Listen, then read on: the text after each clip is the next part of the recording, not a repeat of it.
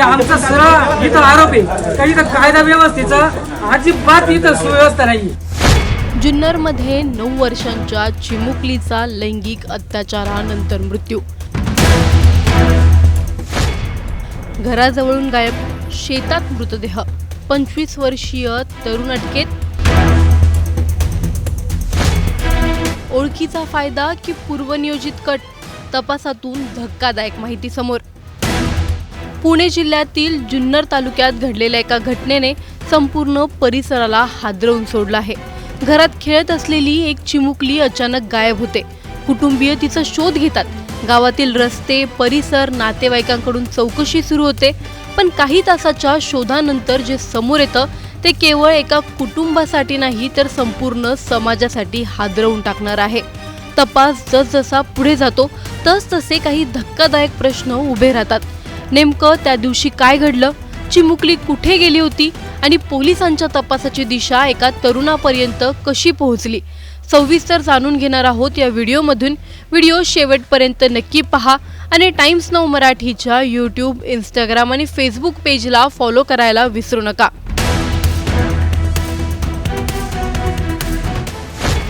पिंपळवंडी. नेहमीप्रमाणे गावात दैनंदिन व्यवहार सुरू होते. घरात एक 9 वर्षांची चिमुकली होती. ती घरातील दुसऱ्या मुलांसोबत खेळत होती, टीव्ही पाहत होती. पण काही वेळानंतर ती घरात दिसेनाशी झाली. कुटुंबियांनी आजूबाजूला शोध सुरू केला. नातेवाईकांकडून विचारणा झाली. परिसरात शोधाशोध करण्यात आली. पण चिमुकलीचा काहीच ठाव ठिकाणा लागत नव्हता. वेळ जात होता. कुटुंबियांची चिंता वाढत होती आणि अखेर त्यांनी आळेफाटा पोलिसांकडे धाव घेतली. 18 ऑगस्ट 2026 रोजी रात्री 8:36 मुलीच्या वडिलांनी आळेफाटा पोलीस ठाण्यात तक्रार दाखल केली. पोलिसांचा तपास सुरू झाला. तक्रार दाखल होताच आळेफाटा पोलिसांनी मुलीचा शोध सुरू केला. गावातील CCTV फुटेज तपासण्यात आलं. मुलगी शेवटची कुठे दिसली? तिच्यासोबत कोण होतं? ती कोणाच्या संपर्कात आली होती? या सगळ्या प्रश्नांची उत्तरं शोधण्याचा प्रयत्न सुरू झाला. प्राथमिक तपास आणि CCTV फुटेजच्या आधारे पोलिसांचा संशय एका 25 वर्षीय तरुणाकडे गेला. नाव साहिल संपत खैरे, वय अंदाजे 25 वर्ष. पोलिसांनी त्याला ताब्यात घेत चौकशी सुरू केली आणि याच चौकशीनंतर या संपूर्ण प्रकरणाला धक्कादायक वळण मिळालं. चौकशी दरम्यान आरोपीकडून मुलीच्या ठाव ठिकाण्याबाबत माहिती मिळाल्याची पोलिसांची माहिती आहे. यानंतर पोलीस त्या ठिकाणी पोहोचले आणि गावाबाहेरील शेतात अवघ्या 9 वर्ष 4 महिने 1 दिवस वयाच्या चिमुकलीचा मृतदेह आढळून आला. कुटुंबीय ज्या मुलीला जिवंत आणि सुखरूप घरी परतण्याची वाट पाहत होते ती परतलीच नाही. पोलिसांनी दिलेल्या माहितीनुसार मृतदेह आरोपीने स्वतः दाखवलेल्या ठिकाणाहून हस्तगत करण्यात आला आहे. यानंतर साहिल संपत खैरे याला अटक करण्यात आली. ओळख जवळची पण संशय धक्कादायक. या प्रकरणातील आणखी एक महत्त्वाची बाब म्हणजे आरोपी आणि मृत मुलगी एकाच समाजातील असल्याची पोलिसांची माहिती आहे. दोघांचीही घरं एकाच परिसरात आणि एकमेकांच्या जवळ आहेत. म्हणजे आरोपी हा पूर्णपणे अनोळखी व्यक्ती नव्हता. पोलिसांच्या प्राथमिक तपासानुसार आरोपीची मुलीच्या कुटुंबाशी आधीपासून ओळख होती. याच ओळखीचा फायदा घेत मुलीला घराबाहेर नेल्याचा पोलिसांचा आरोप आहे. त्यानंतर तिला गावाबाहेरील शेताच्या दिशेने नेण्यात आल्याचं तपासातून समोर येत आहे. पोलिसांच्या माहितीनुसार तिथे तिच्यावर लैंगिक अत्याचार करण्यात आला आणि त्यानंतर तिची हत्या करण्यात आली. या संपूर्ण घटनाक्रमातील प्रत्येक बाबीचा तपास सध्या सुरू असून उपलब्ध पुरावे आणि आरोपीच्या भूमिकेची कायदेशीर पडताळणी केली जात आहे. घटनास्थळ आळेफाटा. पोलीस ठाण्यापासून सुमारे 5 ते 6 किलोमीटर अंतरावर असल्याची माहिती पोलिसांनी दिली आहे. मुलीचा मृतदेह सापडल्यानंतर घटनास्थळी फॉरेन्सिक पथकाला पाचारण करण्यात आलं. फॉरेन्सिक पथकाने घटनास्थळाची सविस्तर पाहणी केली. घटनास्थळाचा पंचनामा करण्यात आला असून वैज्ञानिक पुरावे संकलित आणि सुरक्षित करण्यात आले आहेत. मुलीची वैद्यकीय तपासणीही करण्यात आली आहे. या सर्व पुराव्यांच्या आधारे तपासाची पुढील दिशा निश्चित केली जाते. या प्रकरणात मुलीच्या वडिलांनी दिलेल्या तक्रारीनुसार सुरुवातीला भारतीय न्याय संहितेच्या कलम 137(2) अंतर्गत गुन्हा नोंदवण्यात आला. पोलीस तपास जसजसा पुढे गेला तसतशी आरोपीची भूमिका आणि घटनाक्रमाबाबत माहिती समोर येत गेली. सध्या आरोपी पोलिसांच्या ताब्यात असून पुढील कायदेशीर प्रक्रिया नियमानुसार सुरू आहे. तपास यंत्रणा CCTV फुटेज, घटनास्थळावरील वैज्ञानिक पुरावे, वैद्यकीय तपासणी आणि इतर उपलब्ध माहितीच्या आधारे संपूर्ण घटनाक्रमाची साखळी जोडण्याचा प्रयत्न करत आहेत. एका कुटुंबाचं अख्खं जग बदललंय. एक 9 वर्षांची मुलगी जिच्या हातात पुस्तकं असायला हवी होती, जिच्या चेहऱ्यावर हसू असायला हवं होतं, जिच्या पायात शाळेचे बूट असायला हवे होते, आज तिच्या कुटुंबाकडे फक्त तिच्या आठवणी उरल्या आहेत. घरात तिच्या वस्तू तशाच असतील, खेळणी तिथेच असतील, शाळेची बॅग तिथेच असेल, पण ती चिमुकली आता कधीच घरी परतणार नाही. आई वडिलांनी ज्या मुलीला मोठं करण्याची स्वप्न पाहिली होती, त्या स्वप्नांचा एका घटनेने चक्काचूर झाला आहे. प्रश्न फक्त एका घटनेचा नाहीये. या घटनेनंतर पुन्हा एकदा मुलांच्या सुरक्षेचा प्रश्न ऐरणीवर आला आहे. मुलं घरात असताना सुरक्षित आहेत का? ओळखीच्या व्यक्तींवर विश्वास ठेवताना पालकांनी नेमकी किती काळजी घ्यायची? आणि प्रत्येक वेळी आपल्या मुलांच्या सुरक्षेची जबाबदारी फक्त पालकांनीच घ्यायची का? गुन्हा घडल्यानंतर आरोपीला अटक करणं महत्त्वाचं आहेच, पण अशा घटना घडूच नयेत यासाठी प्रतिबंधात्मक यंत्रणा किती सक्षम आहे? पिंपळवंडीतील त्या घरात आज शांतता असेल. कालपर्यंत जिथे एका चिमुकलीचा आवाज घुमत होता, तिथे आज तिच्या आठवणी असतील. आई वडील कदाचित अजूनही मनाला तोच प्रश्न विचारत असतील, आमची मुलगी आमच्यापासून हिरावलीच कशी गेली? आरोपी अटकेत आहे, तपास सुरू आहे, वैज्ञानिक पुरावे गोळा केले जात आहेत, पण त्या कुटुंबासाठी वेळ तिथेच थांबलाय. आता प्रश्न केवळ आरोपीला अटक करण्याचा नाहीये, प्रश्न आहे या कुटुंबाला न्याय किती लवकर मिळणार? गुन्हा घडल्यानंतर कारवाई करणारी यंत्रणा पुरेशी आहे का, की गुन्हा घडण्याआधीच चिमुकलीचं संरक्षण करण्यासाठी सरकारने आणखी कठोर आणि प्रभावी व्यवस्था उभी करायला हवी होती? पोलिसांकडून तपास वेगाने होईल, पुरावे भक्कमपणे सादर केले जातील आणि या प्रकरणात जलद न्याय मिळेल याची खात्री कोण देणार? आणि उद्या अशी घटना आपल्या गावात, आपल्या परिसरात, आपल्या घराच्या शेजारी घडू नये यासाठी प्रशासन आणि समाज नेमकं काय करणार? आज पिंपळवंडीतील एका चिमुकलीसाठी न्याय मागितला जातोय, पण उद्या अशा कोणत्याही चिमुकलीला न्याय मागण्याची वेळच येऊ नये यासाठी आपण सगळे काय करत आहोत? तुम्हाला या प्रकरणी नेमकं काय वाटतंय आम्हाला कमेंटमध्ये नक्की कळवा. व्हिडिओ लाईक व शेअर करायला विसरू नका. तसंच अशा नवनवीन अपडेट्ससाठी आणि माहितीपूर्ण व्हिडिओजसाठी टाइम्स नाऊ मराठीला नक्की फॉलो करा. आज संध्याकाळी दुपारच्या नंतर एक 25 वर्षाच्या तरुणाने एक 9.5 वर्षाची जी मुलगी आहे त्याच्या शेजारी घरात जे राहत होती ते घरी दुसऱ्या मुलाबरोबर खेळत असताना, टीव्ही बघत असताना ते त्यांना घरातून ओळख असून बाहेर घेऊन गेला आणि गावी बाहेर हे जे शेत आहे ते शेतात पुढे जाऊन त्यांनी त्याच्यावर लैंगिक अत्याचार केला आहे आणि त्याची हत्या केली आहे.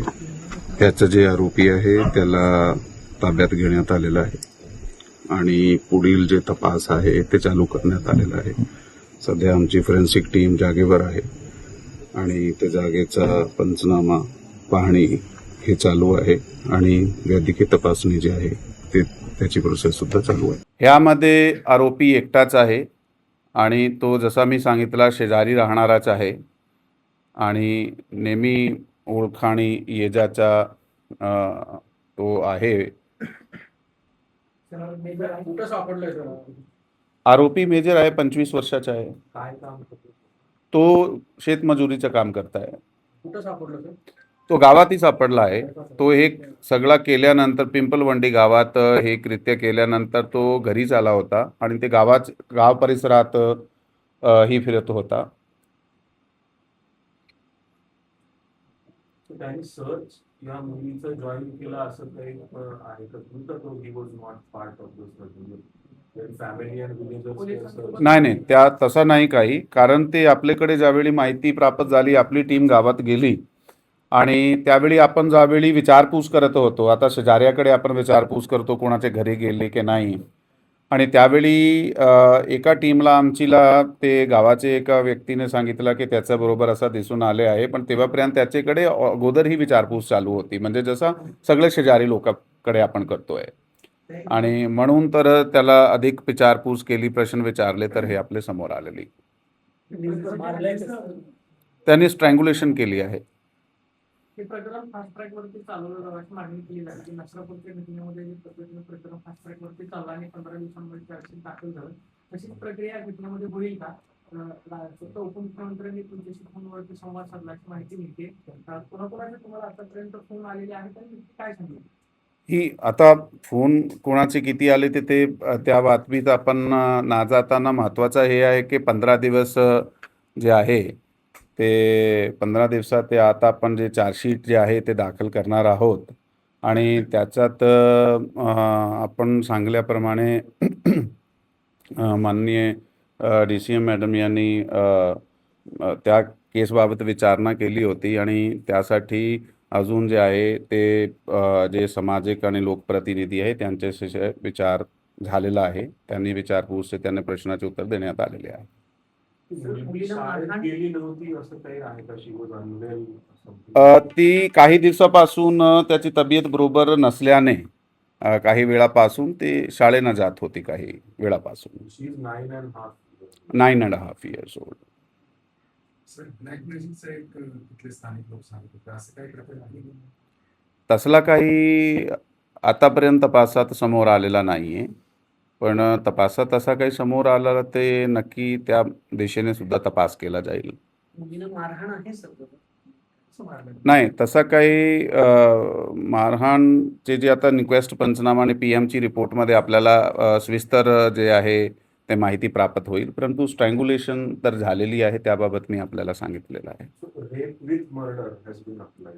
हो, हे बोथ सेक्शन जे आहे लावण्यात आलेले आहे.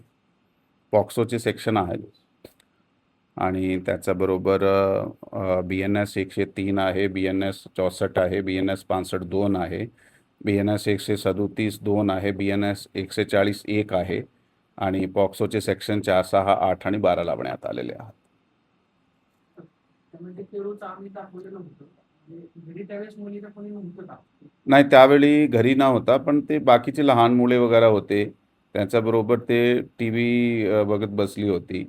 मग त्यावेळी हे सगळं इंट्रॅक्शन जे झालेलं आहे की त्यांना बाहेर आली ते घराचं आणि त्यांचा पेरू खायचे अशा नावाने ते तिथे गेले. त्याला काय आधी देखील केलेली होती का?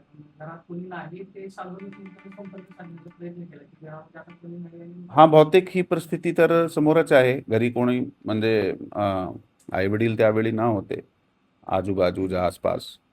He entered the house of the girl और हो, आता हे ॲज पर जे कंटेंट ऑफ FIR आमच्याकडे प्राप्त झालेलं आहे, ही वॉज देअर.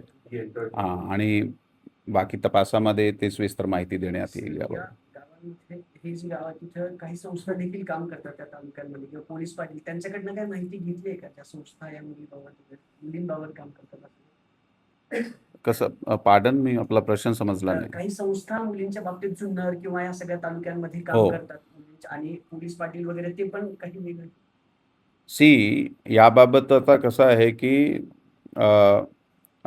पोलीस खात्यातर्फे निर्भय पथक आहे, पोलीस काका, पोलीस दीदी असं जे इन्स्टिट्यूशन्स आहात ते बऱ्यापैकी शाळेत जाऊन संबोधन करताय. म्हणजे पॉक्सो कायद्यात किंवा गुड टच बॅड टच असे प्रकारची जे प्रशिक्षण आहे ते शाळा आणि ज्युनियर कॉलेजेसमध्ये जाऊन दिला जाते. JJ ॲक्टबाबत काही माहितीसुद्धा देण्यात येते. पण इथे विषय काय आहे की एक ज्याने विक्टिम होणार आहे, जो लहान बाळ आहे, जो 5 वर्षाचा, 10 वर्षाचा, 15 वर्षाचा आहे, त्या व्यक्तीला ते आपण जागरूक करतो की ही तुमचे हक्क आहे आणि त्यांनी ते रिपोर्ट केला पाहिजे. परंतु एखादी सिच्युएशन अशी तयार होते ज्या ठिकाणी जो वल्नरेबल विक्टिम आहे त्यांच्याकडे ती संधीच नाही आहे कुठेही रिपोर्ट करण्याची. आणि स्पेशली ज्यावेळी जो एक्युज्ड आहे तो त्याला ओव्हरपॉवर करताय, त्याची वल्नरेबिलिटीला फुली एक्सप्लॉइट करताय.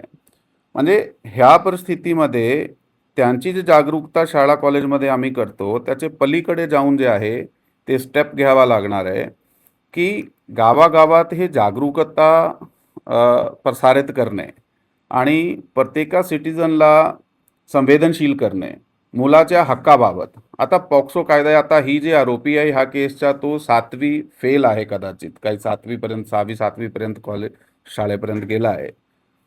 म्हणजे मुलाच्या हक्काबाबत चाइल्ड राईट्स जे आहे त्यांचे बाबत माहिती होणे आणि त्याबाबत संवेदनशीलता होणे हा प्रत्येक नागरिकातक पोचली पाहिजे. परंतु आता जर आपण एका जिल्ह्याची पॉप्युलेशन पाहिली तर 3 ते 5 मिलियनपर्यंत आपले राज्यात वेगवेगळे जिल्ह्याची लोकसंख्या आहे आणि हंड्रेड्स ऑफ जे आहे गाव आहे आपल्याकडे, आणि त्यांच्यात प्रत्येका वेगवेगळे जे सिव्हिल सोसायटी आहे त्यामध्ये गावात एक कमिटी असते, ज्याच्यामध्ये सरपंच, अंगणवाडी सेविका, पोलीस पाटील ही त्याचे सदस्य असतात. त्यांनी दर महिन्याला असे प्रकारची एक मीटिंग गावस्तरावर घेतली पाहिजे. त्यांनी सुद्धा म्हणजे ते लोकप्रतिनिधीसुद्धा आहात, गावाची रिस्पॉन्सिबिलिटीसुद्धा आहे. त्यांनी NGOजला सुद्धा बरोबर इन्व्हॉल्व केला पाहिजे. विमेन अँड चाइल्ड डेव्हलपमेंट आपल्याकडे डिपार्टमेंट आहे, त्याच्याबरोबर CPDO आहे, चाइल्ड प्रोटेक्शन अँड डेव्हलपमेंट जे ऑफिसरचं एक डिपार्टमेंट आहे. आपल्याकडे CWC आणि इतर खूप सारे डिपार्टमेंट आहे. हे सगळ्याला एकत्र होऊन एक मटेरियल तयार करून त्यामध्ये पोलिसाची भूमिका हे कॉर्डिनेशनमध्ये, आणि ते आमचे जे पोलीस काका, पोलीस दीदा, निर्भय पथक आहे त्याला सोबत घेऊन हे गावी सोशल मीडिया आणि जसं आपण काही मूवीज वगैरे प्रसारित करतो. फॉर एक्झाम्पल मी ह्याच्यात जेवढा त्याला इंटरोगेट केलं आहे आरोपीला किंवा त्या भागाचा इतर काही माहिती घेतली आहे, तर ती जागरूकता गावास्तरावर खूप कमी आहे. यामध्ये आपल्याला सगळ्याला एकत्र होऊन चाइल्ड राईट्स आणि प्रोटेक्शनबाबत जागरूक करणे, संवेदनशील करणे खूप गरजेचं आहे. म्हणून शेजारी राहणारे लोकांनी किंवा गावाचे जे प्रतिनिधी आहात, ते पोलीस पाटील असू द्या, सरपंच असू द्या, अंगणवाडी सेविका असू द्या, त्यांचा ह्या गोष्टीवर पूर्णपणे लक्ष राहायला पाहिजे की त्याचे गावात असलेले मुली ते आणि महिला सुरक्षित राहिले पाहिजे. त्यासाठी आम्ही उपाययोजना करीत आहोत. So along with awareness, alertness among the villagers is also something key. Alertness खूप इम्पॉर्टंट आहे. प्रत्येकाने हे लक्ष घाललाच पाहिजे की ते जे देशाचं भविष्य आहे लहान मुले, त्यांच्याकडे लक्ष असला पाहिजे. पण संवेदनशीलता पण त्याच वेळी खूप महत्त्वाची आहे. ज्यावेळेस हत्या केली त्यावेळेस मृतदेह नक्की कुठे टाकला? म्हणजे तो शेतात टाकला त्याच ठिकाणी ते शेतच आहे, ऊसाचं शेत आहे. शेताचे लागून एक पाण्याचा ओढा आहे, त्याचे आजूबाजू थोडीशी ते खड्ड्यासारखी एक जागा आहे, म्हणजे लागूनच आहे सगळा. त्याच मारण्याचं नक्की कारण काय? म्हणजे अत्याचार केल्यानंतर हत्या करण्याची मानसिकता कशी होती किंवा पुरावा नष्ट करण्यासाठी त्यांनी केलं प्राथमिक तपास? हो, हे सगळं आहे. पुरावा नष्ट करण्याचा पण आहेच, कारण त्यांनी ते ओढ्याच्या जवळ ते जे शव आहे ते टाकला होता. आणि मेजर तीच आहे. आम्ही तरी सांगतो की त्याची इंटेन्शन जे आहे त्या तपासामध्ये निष्पन्न होत आहे सगळा, की हे दोघे कृत्य करण्याची त्याची इंटेन्शन होती.